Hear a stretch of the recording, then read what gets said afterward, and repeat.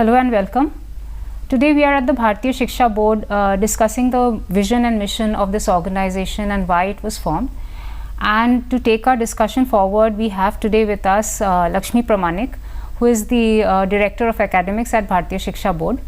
And Lakshmi has been an educator with a wide and very rich experience of 28 years. She has been a PGT of English at DPS Dubai.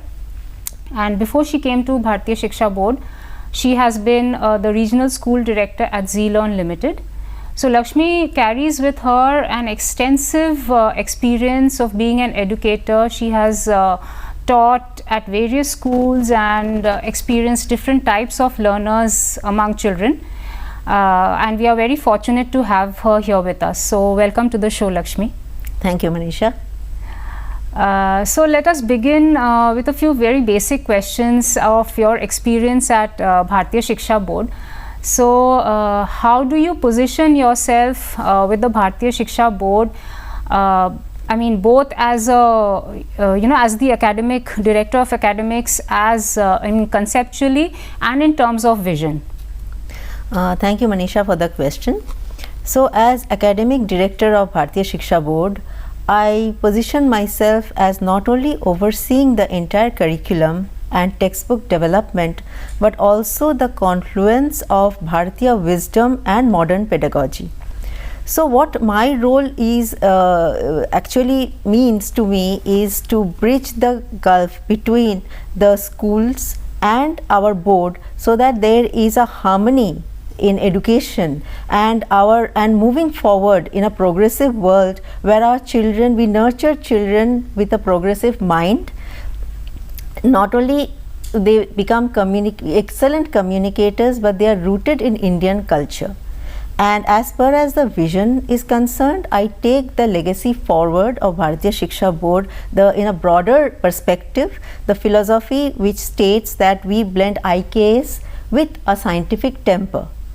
So I have a wonderful team of of very experienced people working with me, who look into trainings, assessments and development of the content curriculum. We have outsourced the best in the industry, resources in the industry. So we work in collaboration to give our students the best possible education that a modern school needs today. A modern school, I mean modern in approach, yet rooted in cultural values. Okay, so that gives me an insight. So how would you define, like, what is exactly the vision of Bharatiya Shiksha Board? The Bharatiya Shiksha Board nurtures a generation that are culturally rooted, academically competent, socially responsible, and ethically they are very empathetic. So what we teach in the textbooks is not mere lessons. We give them life skills to deal with the world to deal with a challenging world, where they become confident in their approaches to modern challenges, and they become excellent communicators.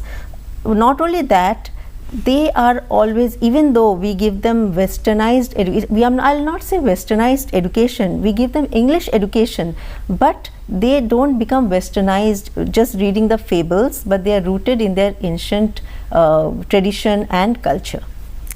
Yeah, so Lakshmi, before we came to this show, I was having a chat with you, and you said that much of your role at Bharatiya Shiksha Board as Director of Academics is with curriculum development.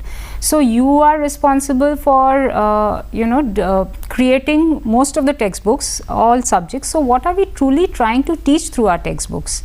We don't teach them only lessons, we teach them life. And life, in the sense, it is how to deal with a complex society where students nowadays, when you talk to a child, the child is in a confused state of mind because they are pressurized academic pressure, parental pressure, societal pressure. So we help the child in several ways, so that they are able to deal with that particular pressure. That is our aim. So how to deal with life, so that they are not an individual in itself, but they are a global citizen. So it's in a cosmic world, how they will be placing themselves, the confidence that they get through our lessons, that is our mission and our vision, and we stick to that philosophy. Okay. So why do we teach English to students at BSB, under BSB?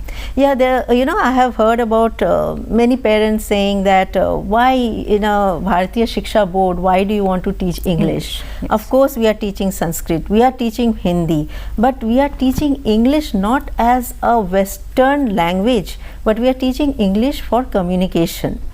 For example, a child who is learning, who is getting the best education possible, that our mission is to give a child the best education. That child one day comes out of school and wants to, appear for an interview for admission in a college, or wants to, after college, wants to go for a job interview or an internship interview. How will that child communicate if the child is not aware of, a common platform for communication? Right. So to give them that platform where the child can express themselves, so that they are able to express confidently their ambition, their feeling, their desire, it is important to learn English, and that is what our textbooks are based on that. Suppose we teach Sanskrit, we teach Hindi, then the child is not going to stay forever in that particular locality. The child will be coming out of that locality, and they will find a place in a global platform. So in order to have a common communicative strategy, English is important to learn, which I think the parents also will be of the same opinion as Yes. As we all do.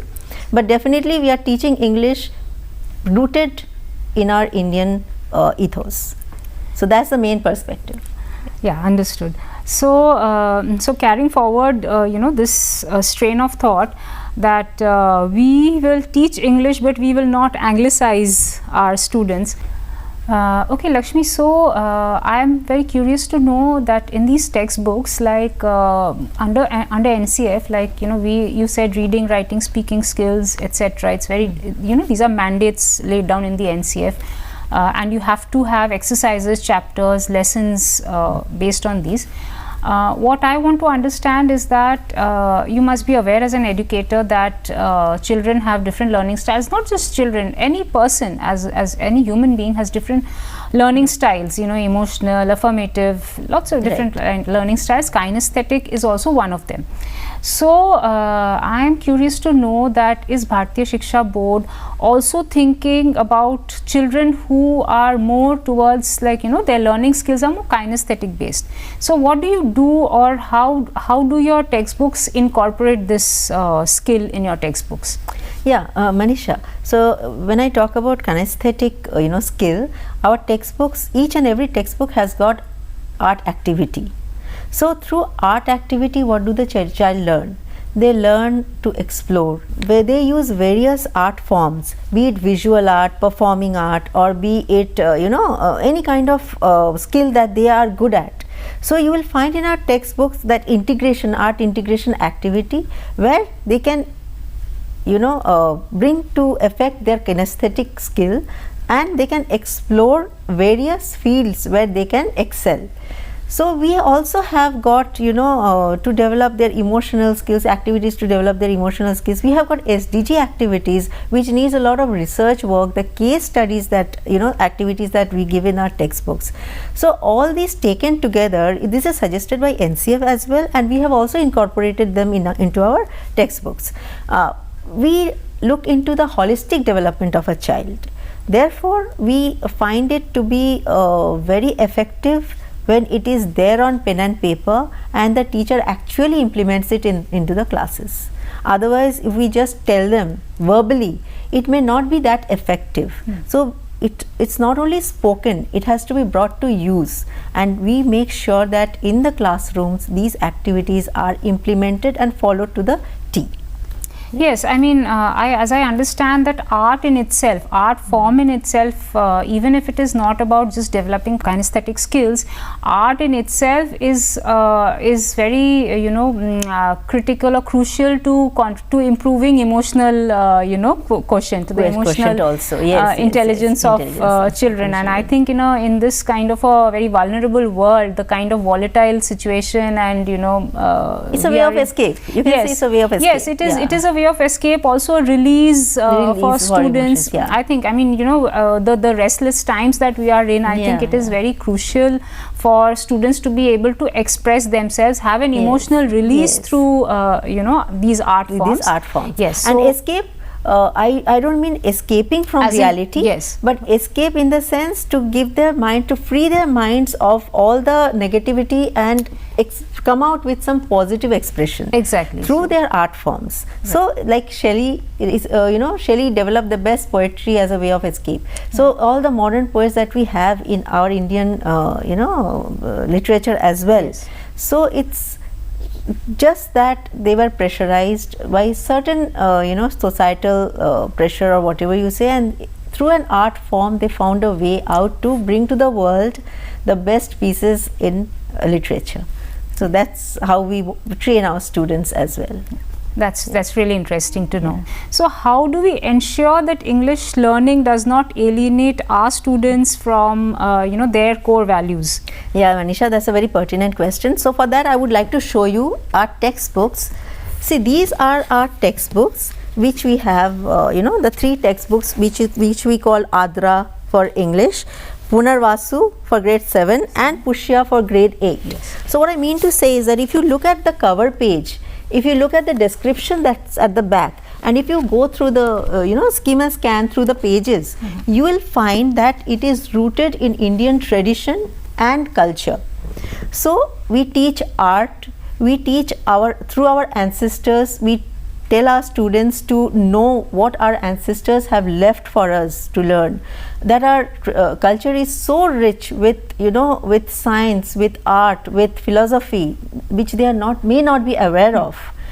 It is through English that we bring all these things before the child. Our stories are also based on Indian heroes, our Indian festivals, Indian you can say the various languages that are there in India. We are trying to have a multilingual approach as well. Right. So everything is blended into our textbooks. So English is not English as anglicized English, but Indian English through our culture. Okay, so that was a very interesting, what I found, very beautiful and interesting is that these textbooks are named after Indian constellations. Yes. Like the 6th, 7th, 8th, as per the, the class textbook, that particular constellation in the sky. So, so that taking, cue of this thought, and what you mentioned, how do we teach English? Like, what is our teaching strategy for English in which we ensure that we are not alienating? Of course, I understand that we are blending the Indian knowledge system and we are not anglicizing our students, but what is our approach to teaching English? Like, how would you say that the teachers are instructed, teachers who are teaching these textbooks are instructed to teach English? Okay, so you must have heard of Swami Vivekananda. So he gave a speech in Chicago, which was totally in English. Yes. He was Western educated, but he never forgot his Indian rootedness. If you take example of Sri Aurobindo, who taught in English, wrote in English, yet he was rooted in Indian culture. So if we have our great ancestors who were Western educated, yet they spread to the nation, to the entire world about Indian, Indian knowledge systems, then why can't we give the same to our children as well? Why do we forget that our children are Indian students who already have a rich legacy? They are learning English, but yet they can become global citizens, spreading taking forward our legacy. So this is our mission, and as NCF we always blindly follow NCF 2023, which suggests listening, speaking, reading, writing as the skills which needs to be developed for a child. If you go through our textbooks, you will find there is scope for research work, there is scope for there are passages for listening skills, the writing practices that they get through the textbooks are immense. We have activities, we have so many so many areas where the students can develop these 4 skills that NCF suggests: critical thinking, expression, communication, and collaboration. You will find all these 21st century skills embedded into our textbooks. Okay. Now going beyond this, let us take it to a more general, general approach to education. That why do we teach at all? What do you think is our larger role as educators? This is, and it's not just limited to English, or like you said, we teach life. So, what is our role, or what is our larger, purpose as educators? As educators, we are nurturing children, a generation Yes. that needs to be hand-holded. So hand-holded, I'm not saying that we follow a rote learning method, which we used to do traditionally, that we just give it to our students and they digest it. It's not that. We are educators. We want to nurture critical thinkers who can create a world which, a better place to live in, and can contribute globally in a very progressive way. We are a bridge between parents, teachers and students. It's not only the students that we nurture, even the teachers need hand-holding from our end. As a board, we always look after the entire all the stakeholders, so that we have as a board, we have a place where people can say that yes, Bharatiya Shiksha Board is actually preserving our legacy. So that's our motto. That's what we are, that's why we are teaching. It's not only English. If you go through social textbooks, if you go through maths textbooks, science textbooks, everything is, they have that. We are building that scientific temper in the students as well, with Indian rootedness, IKS blend. So everything is there in our textbooks. Okay. Conversing with you, I come to this conclusion, like, what I get a feel of this is that while we are, our education system is rooted in IKS, we are actually through IKS, creating global citizens, I suppose, global and cosmic citizens. So, so that is where I'm interested and very keen to know that what are we teaching them beyond the subjects? Like you said, that all our textbooks like maths, or if even if it's science, even if it's maths, if we are teaching them very purely technical stuff, we are trying to bring them back to their roots, and we are trying to create better citizens, not just for our country but for the world, for the universe. So that is one concluding question I would have for you, is that what are we exactly teaching them beyond the subjects? Like how would you say that this education goes beyond subjects, not just rote learning? How do they imbibe that in life itself?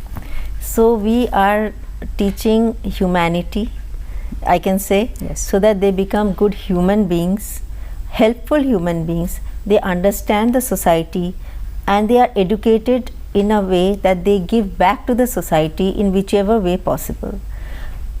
They may become doctors, engineers, they may become good teachers, but after all, what human beings are they becoming? How much impact they are creating in a global atmosphere? That is more important than just learning the textual lessons.